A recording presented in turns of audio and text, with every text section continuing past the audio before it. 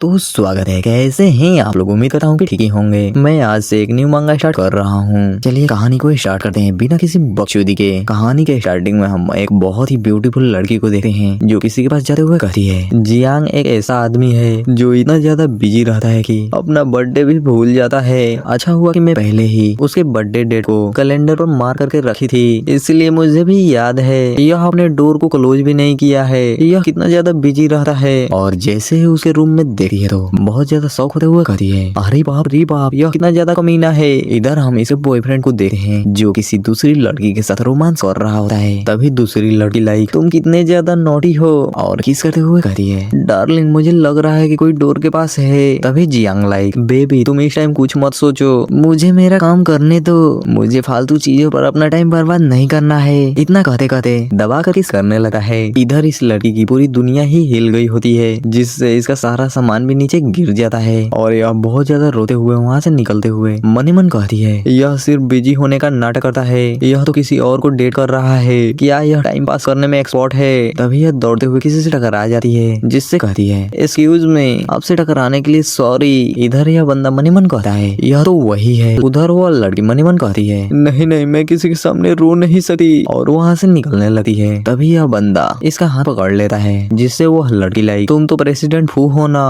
और मन ही मन कहती है, मैं सीईओ फू के साथ कोलैबोरेशन करने की तैयारी की थी, बट मैं इसमें फेल हो गई। मुझे इससे यहाँ मिलने की कोई भी उम्मीद नहीं थी। क्या यह यहाँ पर रहता है? तभी इस बंदे के बारे में बताया जाता है, फू कॉर्पोरेशन प्रेसिडेंट फू हान जाओ। अब से हम इसे एमसी कहेंगे क्योंकि यह कहानी का मेन कैरेक्टर है। तभी एमसी लाइक, यह लड़की पहले से ज्यादा नहीं बदली है, थोड़ा बहुत 19-20 का फर्क है, नहीं तो बाकी सब सेम टू सेम है। फिर उससे कहता है, क्या तुम्हें मेरा हेल्प चाहिए? तुम मेरी हेल्प कैसे कर सकते हो? क्या तुम मेरे लिए उस कमीने की धुलाई कर सकते हो? नहीं नहीं एक सेकेंड रुको। और मन ही मन कहती है, फूक गुरु का यह प्रेसिडेंट यह एलाइट फैमिली से बिलोंग करता है। इस गुरु के real estate, health care, hotel और अन्य क्षेत्रों में सबसे आगे है। यह हो सकता है कि उस कमीने से सचमुच रिवेंज लेने में यह मेरी हेल्प कर सके। इतना सोचते सोचते एमसी के करीब जाते हुए कहती है, प्रेसिडेंट फू क्या आप सचमुच मेरी हेल्प करना चाहते हैं? इतना कहते कहते एमसी को किस कर लेती है। इधर एमसी भी रेजिस्ट नहीं करता है, यह भी दबाकर किस करने लगा है। इन दोनों का रोमांस इसका बॉयफ्रेंड या कहें कि इसका एक्स बॉयफ्रेंड देखकर बहुत ज्यादा गुस्सा होते हुए कहता है, सिमरन क्या तुम मरना चाहती हो? सिमरन अपने बॉयफ्रेंड को डोर के बाहर देकर भी नहीं घबराती है, बल्कि और ज्यादा किस करने लगती है, वो भी दबाकर, जिससे जियांग बहुत ज्यादा गुस्सा हो रहा होता है। इधर एमसी भी उसे चिढ़ाते हुए और ज्यादा किस करने लगा है। एमसी को देखकर यह मन ही मन कहता है, यह तो प्रेसिडेंट फू है, फू कॉर्पोरेशन के सीईओ, यह ऐसे कैसे पॉसिबल हो सकता है? यह इसके साथ कैसे हो सकता है? तभी एमसी अपने डोर को क्लोज कर देता है और सिमरन से कहता है, यह मेरा फर्स्ट टाइम है। इसकी यह बात सुनकर यह पूरी की पूरी शौक हो गई होती है। तभी एमसी इसे झट से अपने गोद में उठा लेता है और बेड के पास जाकर उसे लेटाते हुए कहता है, यह रूम वो सब करने के लिए पूरी तरह से रेडी है, क्या तुम इसके लिए रेडी हो ना? जिससे सिमरन बहुत ज्यादा ब्लशिंग करते हुए कहती है, प्रेसिडेंट फू अब मैं पूरी तरह से तुम्हारी हो गई हूँ, देख लो तुम यह खुद ही कह रही हो, बाद में इसलिए पछताना मत। मुझे अब किसी भी बात का पछतावा नहीं है। अब मैं तुम्हें बहुत ही गौर से देखना चाहती हूँ, इसके लिए तुम अपना गॉगल्स तो उतारो।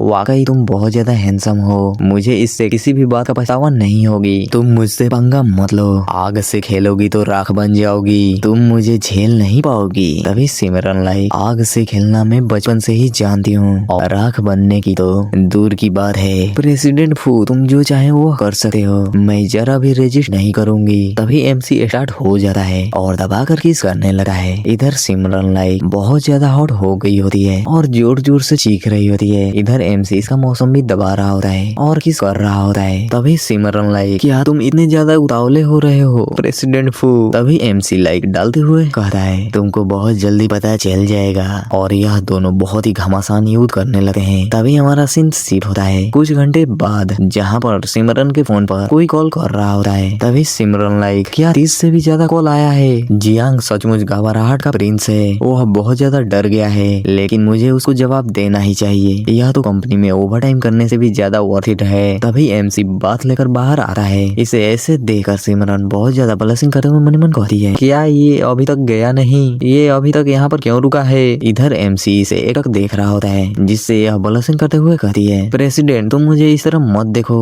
मुझे बहुत ज्यादा शर्म आ रही है। तभी एमसी उसके पास जाते हुए कहता है, क्या हम एक राउंड और खेलें? बताओ तुम्हारा मन कर रहा है ना? और और एक राउंड खेलने का? सॉरी, मुझे लगा है कि तुम्हें भी इसका टेस्ट पसंद आया होगा। बहुत ही करीब जाकर कहता है, जिससे सिमरन ब्लशिंग कर रही होती है। उसके बाद यह दोनों एक राउंड और खेलते हैं। तभी हमारा सीन शिफ्ट होता है सुबह में, जहाँ पर सिमरन उठते हुए मन ही मन कहती है, नहीं नहीं, हांजाऊ के उठने से पहले ही मुझे यहाँ से निकलना होगा। कल रात जो भी हुआ वह बस एक इंसिडेंट था जिसे मुझे भूल जाना चाहिए। तभी हमें एक बिल्डिंग का सीन दिखाया जाता है, जिसके सामने सिमरन अपना फोन चेक करते हुए मन ही मन कहती है, यह तो आउटर सिटी है, मुझे यहाँ इतनी सुबह सुबह टैक्सी कैसे मिलेगी? अब मैं यहाँ से कैसे निकलूं? और तभी एक कार इसके पास आती है, जिसे देखकर यह काफी ज्यादा शौक हो गई होती है। तभी कार के अंदर से एक बंदा कहता है, मिस सिमरन आप कहाँ जा रही हैं? इस टाइम टैक्सी नहीं मिलेगी, क्या आपको लिफ्ट चाहिए? और तभी इस बंदे के बारे में बताया जाता है, लू फैमिली के यंग लॉर्ड लू बार्बन। इसे देखकर सिमरन लाइक, मास्टर लू। लोग कहते हैं कि यह बहुत ही अच्छे आदमी हैं, इनके साथ जाने में कोई दिक्कत नहीं होगी। फिर उससे कहती है, ठीक है मास्टर लू, मैं आपके साथ चलने के लिए रेडी हूँ, इसके लिए थैंक यू। तभी यह कार के अंदर एमसी को देखकर काफी ज्यादा शौक होते हुए मन ही मन कहती है, मैं कितनी बड़ी पागल हूँ, मैं पहले इसके बारे में क्यों नहीं सोची? मास्टर लू ने पहले हम कहे थे, मैं इसका मतलब क्यों नहीं समझ पाई? इसके अंदर तो हांजाऊ भी है। तभी एमसी लाइक, तुम्हें अंदर नहीं आना है क्या? तभी यह कार के अंदर बैठे हुए कहती है, प्रेसिडेंट फू आप भी यही हैं क्या? कोई इंसिडेंस है? तभी यह मन ही मन कहती है, तुम कभी मुझे खुश नहीं देख सकते क्या? तुम कभी भी मुझे खुश नहीं देख सकते। तभी लू बार्बन कहता है, मिस सिमरन। तभी एमसी से बात करते हुए देखकर इसे तिरछी निगाहों से देखता है, जिससे लू बार्बन की पूरी फट गई होती है, जिससे यह बहुत ज्यादा डरते हुए एक ग्रुप में मैसेज भेजता है, प्रेसिडेंट फू को एक लड़की से प्यार हो गया है। तभी उनमें से कोई रिप्लाई करता है, आखिरकार वो लड़की कौन है? तभी तीसरा लाइक, लू बार्बन क्या तुम नशे में हो? तुम यह क्या बकवास कर रहे हो? ऐसा कैसे हो सकता है? और कुछ टाइम बाद यह बार्बन के घर पर पहुंच गए होते हैं, जहाँ पर एमसी लाइक, बार्बन तुम अपने घर जा सकते हो। नहीं, मुझे नहीं जाना है, प्लीज मुझे अपने साथ ले चलिए ना। इन दोनों का बात सुनकर सिमरन बहुत ज्यादा कंफ्यूज हो गई होती है। तभी लू बार्बन कार से उतरते हुए कहता है, ठीक है अब मैं आप दोनों के साथ और आगे नहीं चल सकता। हाँ जाओ, तुम मिस सिमरन का ख्याल रखना और ध्यान से इनके घर पर ड्रॉ कर देना। इधर सिमरन लाइक, प्रेसिडेंट फू मुझे भी यहीं उतरना है, मेरा घर भी पास ही में है, मैं यहाँ से चली जाऊंगी, मुझे वहाँ छोड़ने की कोई जरूरत नहीं है। क्या तुम मुझसे डरती हो? कल रात तो तुम बहुत ज्यादा स्ट्रॉन्ग बन रही थी। इसकी यह बात सुनकर सिमरन बहुत ज्यादा पैनिक होते हुए कहती है, प्रेसिडेंट फू कल रात जो भी हुआ हम दोनों के मर्जी से हुआ था, क्या तुम अभी उसका हिसाब किताब निपटाना चाहते हो? नहीं, बिल्कुल नहीं, मैंने तो ऐसा नहीं कहा। और इसके एकदम करीब जाते हुए कहता है, मिस सिमरन क्या तुम मेरी सेक्सुअल पार्टनर बनोगी? नहीं, मैं इसे अभी रिफ्यूज करती हूँ, मैं यह बात नहीं मानूंगी। और मनी मन कहती है, प्रेसिडेंट फू के बारे में यह रूमर्स है कि यह औरतों से बहुत ज्यादा दूर रहते हैं, क्या हुआ रूमर सच भी है? मुझे तो नहीं लगा। और तभी इसके फोन पर इसके एक्स बॉयफ्रेंड का मैसेज आता है, तुम मेरी कॉल का जवाब क्यों नहीं दे रही हो? मैं तुम्हारे अपार्टमेंट के डोर पर खड़ा हूँ, अगर तुम्हारी हिम्मत है तो तुम यहाँ पर आओ, अगर तुम्हारी हिम्मत नहीं हो रही है तो तुम यहाँ पर मत आना। मेरे पास तुमसे डील करने के कई तरीके हैं। तुम यह मत सोचना कि हांजाऊ के साथ तुम बेड शेयर कर ली हो तो वह तुम्हारी केयर करेगा। तुम्हें क्या लगता है उसके पास औरतों की कमी है? तुम यह वहम मत पालना कि वह जरा भी तुम्हारी फिक्र करेगा। तुम घूम फिर कर मेरे ही पास आओगी, याद रखना इसको। इस मैसेज को पढ़ने के बाद यह कहती है, जियांग यह पूरा का पूरा पागल हो गया है और थोड़ा पैनिक होते हुए एमसी से कहती है, प्रेसिडेंट मैं बिना सोचे समझे ही अपना जवाब दे दी, मुझे इसके बारे में सोचने समझने का एक मौका और दीजिए, मुझे इसके बारे में अच्छे से सोचना पड़ेगा। क्या तुम मेरे घर पर चलना चाहोगे? और तभी हमारा सीन शिफ्ट होता है सिमरन के घर पर, जहाँ पर वो मनी मन कहती है, ऐसा मुझे क्यों फील हो रहा है, यहाँ पर मेरी हालत बिगड़ती जा रही है। भगवान का शुक्र है कि मैं अपने घर पर सही सलामत पहुँच गई। तभी उसके अपार्टमेंट में कुछ औरतें आपस में बात करते हुए आती हैं। तभी उनमें से एक लेडी सिमरन से कहती है, सिमरन क्या यह तुम्हारा बॉयफ्रेंड है? जिससे यह पैनिक होते हुए कहती है, नहीं नहीं, यह मेरा फ्रेंड है, यह मेरा बॉयफ्रेंड नहीं है। ओ माय गॉड, यंग लोगों का रोमांस मैं अच्छे से समझती हूँ, मेरे बाल ऐसे ही व्हाइट नहीं हुए हैं, मैं सब समझती हूँ। इसकी यह बात सुनकर बहुत ज्यादा शर्माते हुए सिमरन एमसी का हाथ पकड़कर झट से अपने रूम में जाते हुए कहती है, ठीक है दादी, मैं आपसे बाद में बात करती हूँ, अभी मुझे इम्पोर्टेंट काम निपटाना है। और अपने रूम में एंटर करते हुए कहती है, प्लीज अंदर आ जाओ। तभी झट से एमसी इसे दीवार पर चिपकाते हुए कहता है, क्या मैं तुम्हारा सिर्फ फ्रेंड हूँ? क्या ऐसा फ्रेंड तुम्हारे घर पर आ सकते हैं? तो तुम अचानक इतना क्यों बदल गई? इसकी यह बात सुनकर सिमरन बहुत ज्यादा पैनिक होते हुए मन मन कहती है, मैं इसे कैसे बताऊं, मैं एक मुसीबत से पीछा छुड़ाने के चक्कर में उससे भी बड़ी मुसीबत में पड़ गई। फिर एमसी से कहती है, प्रेसिडेंट फू क्या आप सच सुनना चाहते हैं या झूठ सुनना चाहते हैं? तभी एमसी इसे किस करते हुए कहता है, मैं यही सुनना चाहता हूँ। तुम्हें नहीं लगता कि मैं वही बात सुनना चाहता हूँ जिससे मुझे खुशी मिल सके? तुम मुझे बता बता सकती हो। तभी सिमरन के फोन पर किसी का कॉल आता है, जिससे इन दोनों का ध्यान उस पर चला जाता है। इधर सिमरन लाइक मन ही मन कहती है, वह कमीना मुझे इसीलिए परेशान कर रहा है क्योंकि उसका बाप एक रिच पर्सन है, वह उसके पैसों को बदौलत उड़ रहा है। तभी एमसी इसके फेस को अपने एकदम करीब लाता है और इसे दबाकर किस करने लगता है, जिससे सिमरन लाइक इधर इसके फोन से जियांग लाइक, सिमरन तुम नीचे आओ, क्या तुम मेरी बात सुन भी रही हो। इधर सिमरन लाइक मन ही मन कहती है, वह कमीना यहाँ पर खुद क्यों नहीं आ जाता, मुझे क्यों बुला रहा है, इसकी हिम्मत तो देखो, अगर उसकी हिम्मत है तो वह प्रेसिडेंट हु को कॉल करे। तभी एमसी लाइक, तुम अपने लिप्स को क्यों काट रही हो, उसे फिर से कॉल करो ताकि वो हमारी बातें सुन सके। तभी सिमरन झट से इसे किस कर लेती है। तभी एमसी लाइक, देख लो यह तुम्हारी चॉइस है, अब किसी भी चीज की कोई जरूरत नहीं है। तभी जियांग का कॉल आता है, जिसे देखकर सिमरन मन ही मन कहती है, कमीने जियांग तेरे अंदर बहुत ज्यादा हिम्मत है, तू क्या प्रेसिडेंट से टक्कर लेना चाहता है, क्या तुझे मरना है। तभी एमसी सिमरन को गोद में उठाते हुए कहता है, सिमरन तुम्हें तो इसकी उम्मीद नहीं होगी जियांग का ऑफेंड करने का, इतना बड़ा पनिशमेंट तुमको मिलेगा, चलो पनिशमेंट के लिए रेडी हो जाओ। इसकी यह बात सुनकर सिमरन को कुछ भी समझ में नहीं आता। तभी एमसी झट से इसे किस कर लेता है। इधर सिमरन भी दबाकर किस कर रही होती है। तभी एमसी इसे सोफे पर लेटाते हुए किस करने लगता है, जिससे सिमरन बहुत ज्यादा हॉट हो गई होती है। तभी सिमरन लाइक, चलो बाथरूम में एक साथ बात लेते हैं। फिर यह दोनों बाथरूम में रोमांस करने लगते हैं। बाथ लेने के बाद यह दोनों बेडरूम में भी रोमांस करने लगते हैं और बेड पर बहुत ही घमासान युद्ध भी कर रहे होते हैं। इसे हम ऐसे समझ लेते हैं कि पलंग तो ठुकाई एमसी करने लगता है और जैसे ही बैटल खत्म होता है वैसे ही सिमरन सोते हुए मन ही मन कहती है, प्रेसिडेंट हु इस काम में बहुत ही एक्सपर्ट हैं, अगर हम पैसे देकर भी किसी जिगोलो को हायर करेंगे तो वे ऐसा काम नहीं कर पाएंगे, मतलब ऐसी सर्विस नहीं दे पाएंगे। तभी एमसी लाइक सिमरन को देखते हुए कहता है, सिमरन मेरा काम कैसा लगा, क्या तुमको मजा आया। मुझे बहुत मजा आया, आप तुम्हारे जैसा इस वर्ल्ड में कोई नहीं है। मैंने जो तुमसे कहा था उसके लिए तुम्हारे पास एक वीक का टाइम है, तुम अच्छे से इस बारे में सोच और अपना जवाब दे देना, आशा करता हूँ कि तुम इसे ना नहीं करोगी। तभी राइटर बताता है, इस टाइम के बाद सिमरन सब कुछ भूल गई, इसने एमसी के साथ फ्यूचर प्लानिंग नहीं की थी। तभी हमारा सीन शिफ्ट होता है कंपनी में, जहाँ पर सिमरन अपना काम करते हुए मन ही मन कहती है, अचानक अनदर डिस्ट्रीब्यूटर ने पार्टनरशिप को कैंसिल कर दिया है, इसके पीछे जियांग का हाथ हो सकता है, वह मुझसे बदला लेने की कोशिश कर रहा है। तभी एक स्टाफ आते हुए कहती है, मिस बहुत बड़ा झोल चल रहा है, जिन डिस्ट्रीब्यूटर ने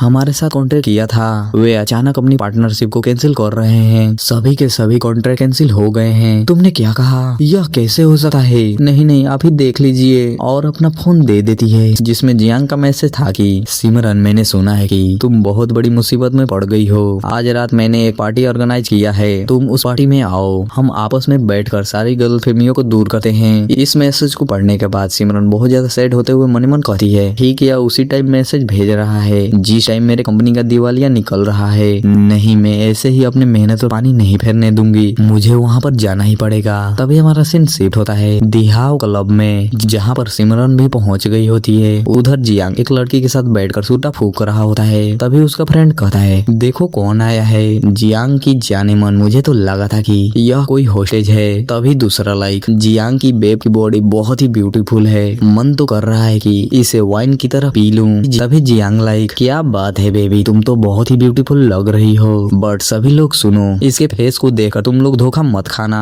यह बहुत बड़ी धोखेबाज है। तभी उसका फ्रेंड कहता है, अरे स्वीट लड़की, क्या तुम हमारे यंग लॉर्ड को अच्छे से खुश नहीं कर पाई और उन्हें नाराज भी कर दिया, आओ हमारे पास आओ, हमारे लॉर्ड को वाइन पिलाओ और इन्हें खुश करो। इधर जियांग मन ही मन कहता है, यह कुतिया कभी भी मेरे साथ इंटीमेट नहीं हुई और दूसरे आदमी के साथ इंटीमेट हो गई, मैं जब भी इससे इंटीमेट होने के लिए कहता था तो यह रिफ्यूज कर देती थी। इधर सिमरन इनकी बातों को सुनकर बहुत ज्यादा फ्रस्ट्रेट हो रही होती है। तभी जियांग लाइक, क्या तुम मेरे पास सॉरी बोलने के लिए नहीं आई थी, इधर मेरे पास आओ, हमें वाइन तो पिलाओ, मैं तुम्हें लास्ट चांस दे रहा हूँ, मेरे सामने अपने घुटने टेकर सॉरी बोलो। इधर सिमरन गहरी अदाओं के साथ वाइन गिलास उठाकर कहती है, यंग लॉर्ड जियांग, क्या मैं यह वाइन पी लूंगी तो तुम मुझे यहाँ से जाने दोगे और सब कुछ भूल जाओगे। इसकी इस अदा को देखकर सभी कह रहे होते हैं, जल्दी पियो जल्दी पियो जल्दी पियो। तभी जियांग लाइक, इसे जल्दी पियो, उसके बाद हम दोनों बातचीत करेंगे। ठीक है तो मैं पी लेती हूँ, अब तुम्हें पता चल ही गया होगा कि मैं कितना ज्यादा स्ट्रॉन्ग हूँ, मैं तुम्हारे साथ हमेशा अच्छा बिहेव करता हूँ, फिर भी तुम मुझे धोखा देने की हिम्मत करती रहती हो। इसकी यह बात सुनकर सिमरन बहुत ज्यादा गुस्सा होते हुए अपनी वाइन जियांग के सर पर गिराते हुए कहती है, तुम बास्टर्ड भाड़ में जाओ, ना ही मुझे तुमको सॉरी बोलना है और ना ही तुमसे कुछ लेना देना है। तुमने ही पहले मुझे धोखा दिया और उसके बाद भी तुम मुझ पर चिल्लाने की हिम्मत कर रहे हो।